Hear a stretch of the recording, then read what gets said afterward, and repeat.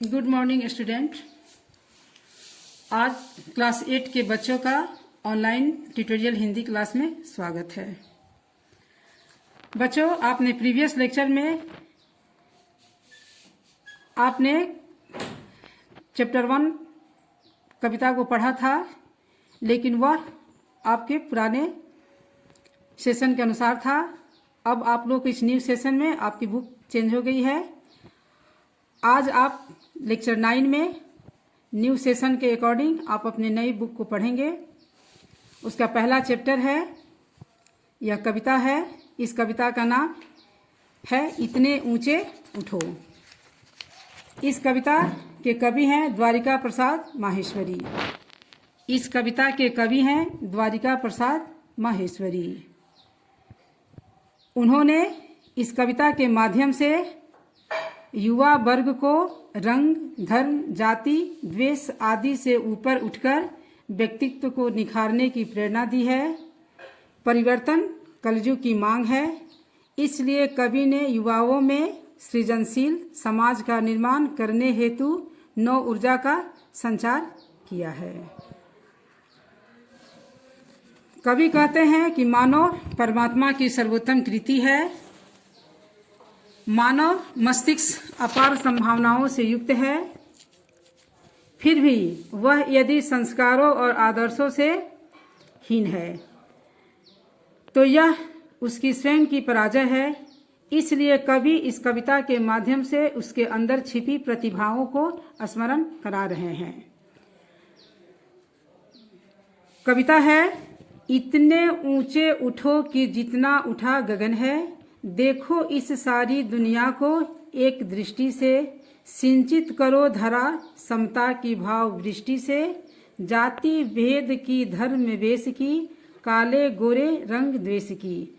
ज्वालाओं से जलते जग में इतना शीतल बहो की जितना मलय पवन है। कवि कहते हैं इस देश के युवा वर्ग से कि तुम इतना ऊंचा उठो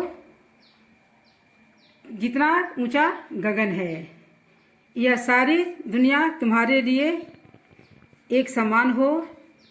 इस पर अपनी समता की भाव की दृष्टि से इस धारा को तुम सिंचित करो, सींचो।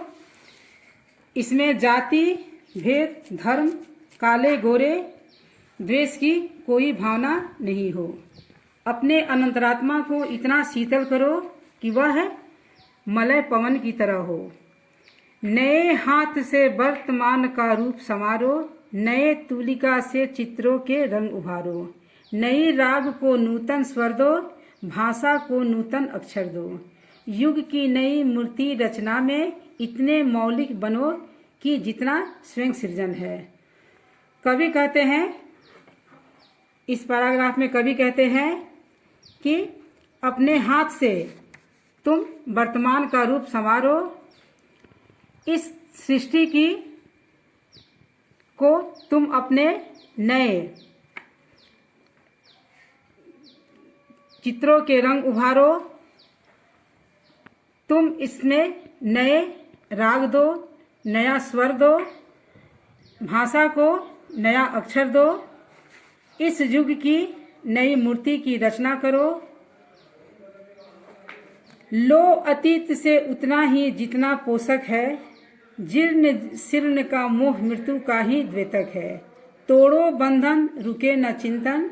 धारा के शाश्वत प्रवाह में इतने गतिमय बनो कि जितना परिवर्तन है। कवि कहते हैं कि परिवर्तन प्रकृति का नियम है। दिन के बाद रात होना, रात के बाद दिन का होना, सुबह के बाद शाम होना, ये प्रकृति का नियम है। इसलिए कह रहे हैं कि जो पुरानी परंपरा है, जो पुराना है, उसे तुम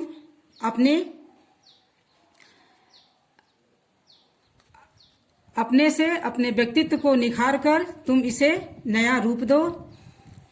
प्रकृति से कह रहे हैं अपने अतीत से, यानी अपने की जो बीत गया उससे उतना ही सीखो, क्योंकि हमें आगे बढ़ने के लिए हम अपनी पुरानी बातों को याद करेंगे और उसे देखेंगे कहाँ हमसे कोई गलती हुई, तो हम आगे उस गलतियों को सुधार कर उसे हम सही बना सकते हैं।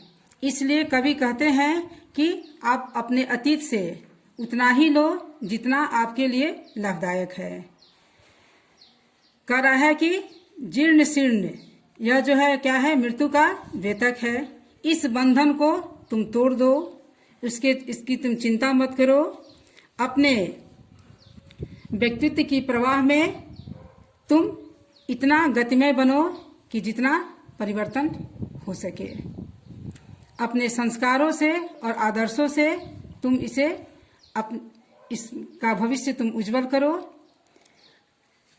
बच्चों, आज आप इस कविता का इतना ही पढ़ेंगे और नेक्स्ट क्लास में मैं इसे आगे आपको पढ़ाऊंगी। आज के लिए धन्यवाद।